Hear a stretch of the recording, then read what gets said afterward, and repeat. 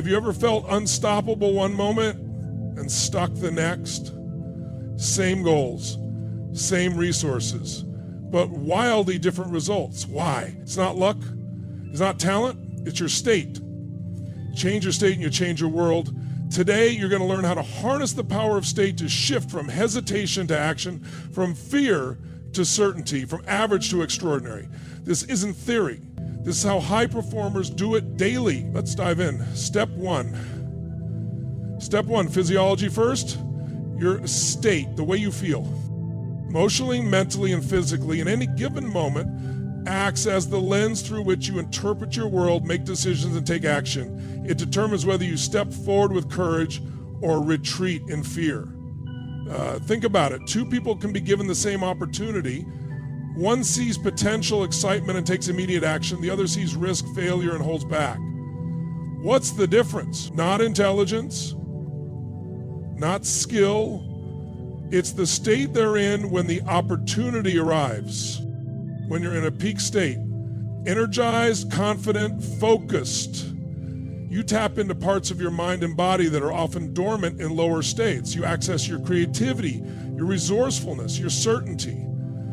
The same task that feels overwhelming in a tired or anxious state suddenly feels manageable, even exciting when you're in a powerful one. In fact, many of the biggest breakthroughs in people's lives don't happen because they gain more information, but because they step into a different state, one of belief, one of clarity, one of certainty.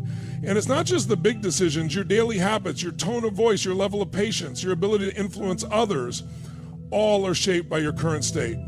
A stressed state makes you reactive. A centered state makes you strategic.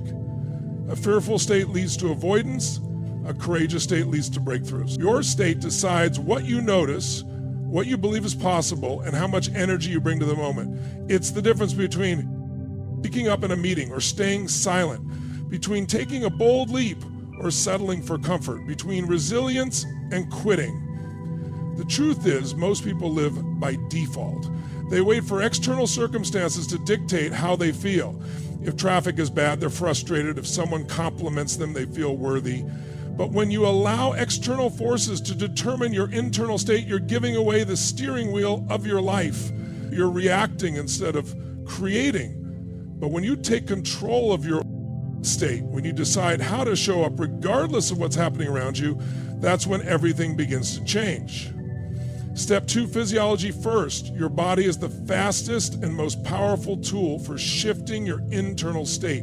The way you breathe, the way you move, the way you hold yourself, all of it sends constant signals to your brain about how you should feel.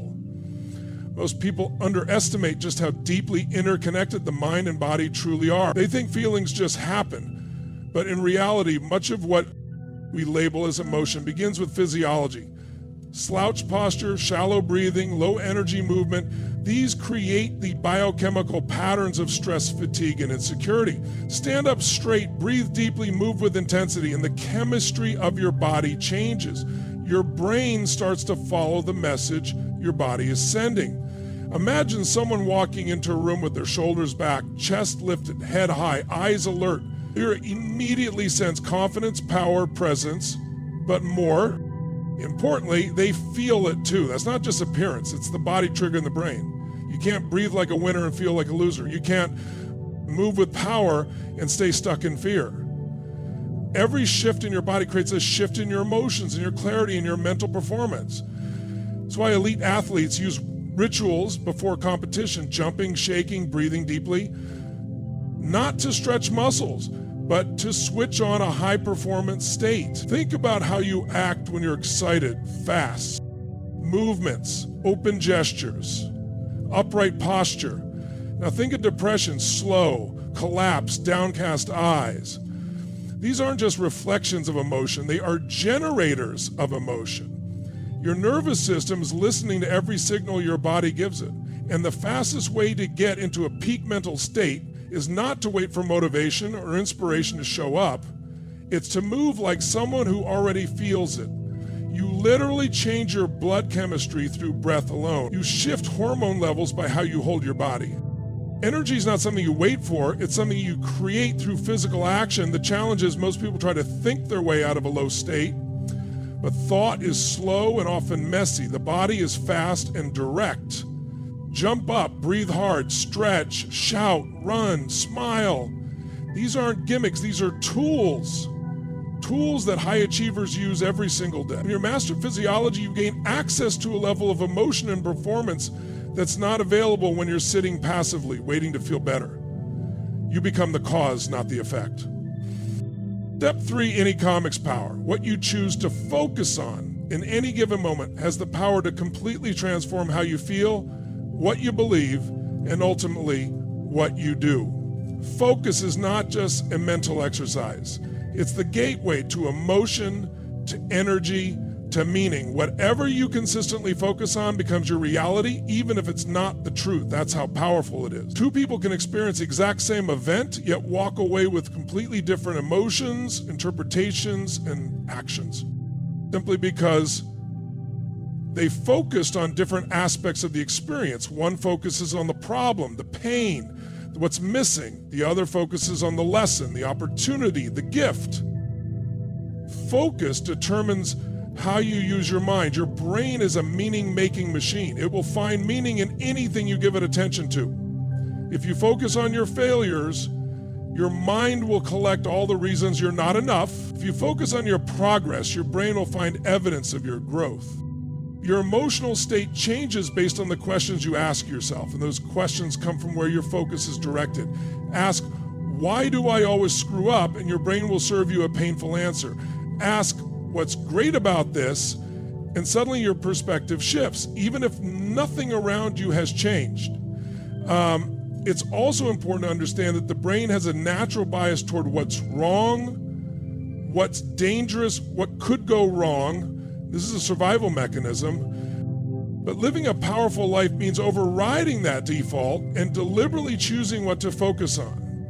When you consciously direct your focus, you reclaim your power. You start to train your mind to look for what's working instead of what's broken, to see what's possible instead of what's missing. Focus creates momentum. If you focus on how tired you are, your body will start to slow down. Focus on your purpose and your energy starts to rise. Focus on the fear and your courage disappears. Focus on your mission and fear begins to dissolve. This is why peak performers, leaders, and those who live with passion all train themselves to take control of focus. They don't ignore reality, they just refuse to be ruled by the part of it that disempowers them. They ask better questions. They train their minds to look for solutions. They keep their attention on what they can influence, not what they can't, because whatever you consistently focus on, you feel, and whatever you feel long enough, you become. Focus is the steering wheel of the mind, and wherever it points, your life begins to follow. Step 4, language creates reality. The words you use, whether out loud or silently in your mind, don't just describe your experiences, they shape them. Language is not passive, it's active. It frames your perception, it dictates your emotions, and it becomes the blueprint for how you interpret reality. Two people can go through the exact same event. One says it was a disaster and the other says it was a lesson. The words they chose created two completely different emotional worlds. The power of language. It's not just what happens to you that matters, it's what you call it, what you label it, what story you attach to it. When you say something is impossible, your brain shuts down. There's no more exploration, no creativity, no drive. But if you say this is a challenge, your brain stays open, curious, searching for solutions. The difference between feeling devastated and feeling disappointed is just a matter of vocabulary. But that difference can change your physiology, your state of mind, and your ability to move forward. Harsh, dramatic language triggers stress responses in the body. Softer, more empowering language calms the nervous system and activates problem-solving regions in the brain. Your internal dialogue, the constant stream of language running in your mind, has the power to build or break your confidence. If you constantly tell yourself, I'm not ready, or I'm terrible at this, your nervous system responds accordingly. Your shoulders slump, your breath shortens, your drive fades. But shift the language to something like, I'm learning, or this is part of the process. And your emotional chemistry begins to align with growth instead of defeat. You can literally shift your state by changing a single word. Instead of saying, I'm overwhelmed, say, I'm in demand. That one tweak redefines the experience and gives it a whole new meaning. Language also creates identity. Every time you say, I'm just lazy, or I'm not a leader, you're not stating a fact, you're reinforcing a belief. You're carving it deeper into your self-admission. But when you say, I'm becoming more disciplined, or I'm stepping into leadership, even if you don't fully feel it yet, you begin to act in alignment with that new identity. The words you use become instructions to your subconscious mind. They tell your brain what to filter, what to notice, what to believe. And over time, those instructions shape how you show up in the world. Even small differences in language matter. Saying I have to at a verse, I get to, can flip your emotional experience completely. One feels like a burden, the other feels like a privilege. One drains you, the other energizes you. And when you stack empowering language consistently, you begin to build a mental environment where clarity, confidence, and momentum thrive. Language at its core is a choice, and when you choose words that lift, empower, and align with your vision, you don't just speak differently, you start living. The 5-acre peak states, those moments when you feel fully alive, confident, focused, and unstoppable, are not accidents. They're not rare gifts reserved for special days or special people. They are experiences that can be captured, conditioned, and recreated deliberately.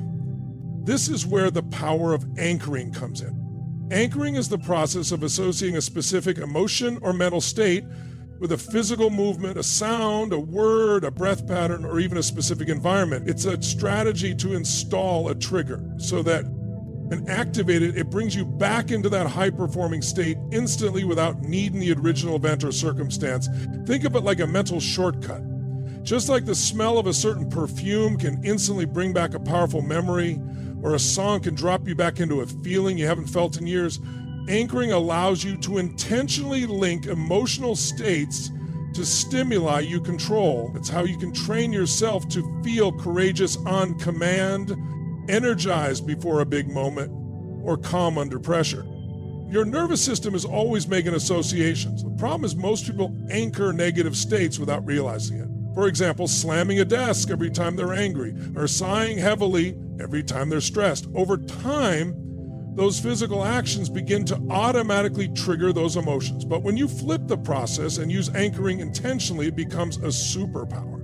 To anchor a peak state, you start by deliberately entering it through movement, focus, language, music, whatever it takes. You flood your system with that emotion, and at the height of that experience, you apply a trigger, a fist pump, a power pose, a clap, a phrase. You repeat it enough times with enough intensity and consistency, and that trigger becomes wired into your nervous system. Now, anytime you need to step into that same state, you fire the anchor, and your brain and body respond automatically. This isn't theory, it's neuroassociative conditioning. Athletes use it, performers use it, world-class leaders use it. They don't wait to feel ready, they've trained themselves to get ready on command.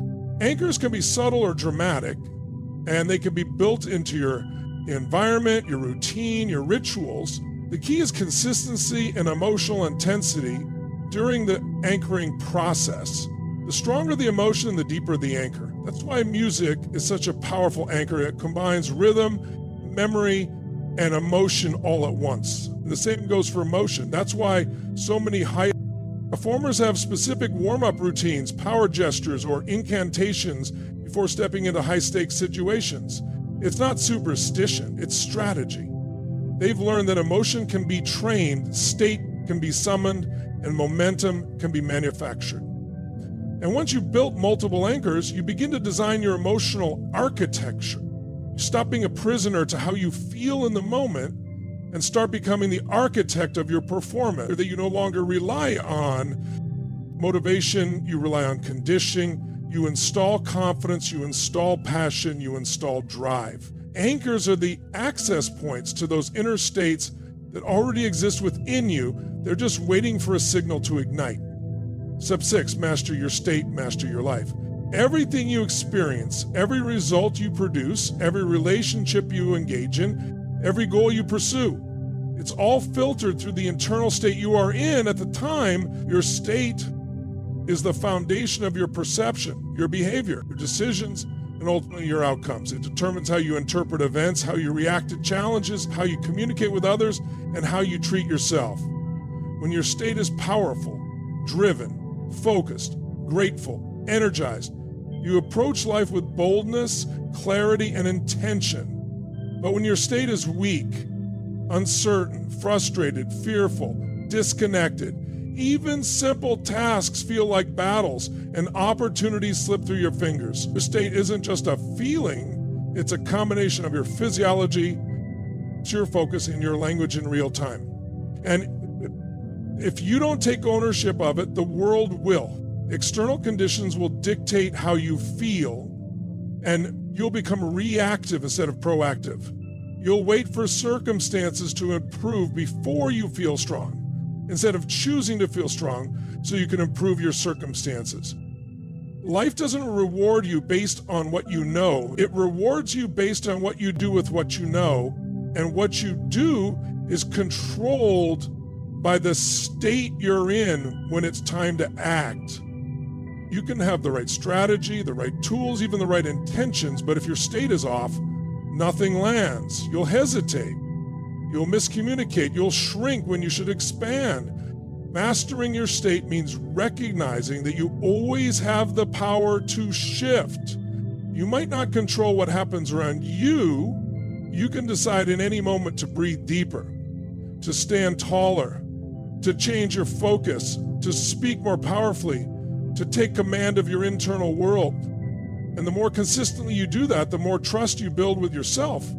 You stop relying on willpower alone and start running on state power, because you've trained yourself to access courage, certainty, and passion on demand. People who master their state live differently. They don't wait to be in the mood to take action. They create the mood. They don't let fear hijack their decisions. They install confidence before making the move. They bring energy to the room instead of being drained by it. They speak with conviction because they've conditioned themselves to live from a place of strength, not hesitation. And it's not that they never feel doubt or pressure. They do. But they've built the muscle to shift their state so fast, so deliberately, that doubt doesn't have time to take root. They've made the decision to be the thermostat, not the thermometer, to set the tone, not just react to it. Mastering your state is not about pretending everything is perfect or forcing fake positivity. It's about owning your internal reality so you can meet external reality with power. It's about creating access to your best self when it matters most. Because the quality of your life, your joy, your impact, your legacy is directly linked to the states you live in the most. The more often you operate from strength, clarity, gratitude, and purpose, the more those qualities shape the life you build. State's a switch. Flip it and you flip everything else. So as you walk away from this message, remember this. You are not at the mercy of your emotions, your circumstances, your past. You are the one behind the wheel. Your state is your power source. And it's available to you at any moment, not someday, not when things are perfect, but right now. Decide to move your body with intention, to direct your focus with precision, to use language that fuels your soul, not just when it's easy, but especially when it's hard. Because when you master your state, you stop reacting to life and start creating it. This is your moment to take command, to raise your standard, and to lead, not just with strategy, but with state. Your destiny doesn't begin out there, it begins inside.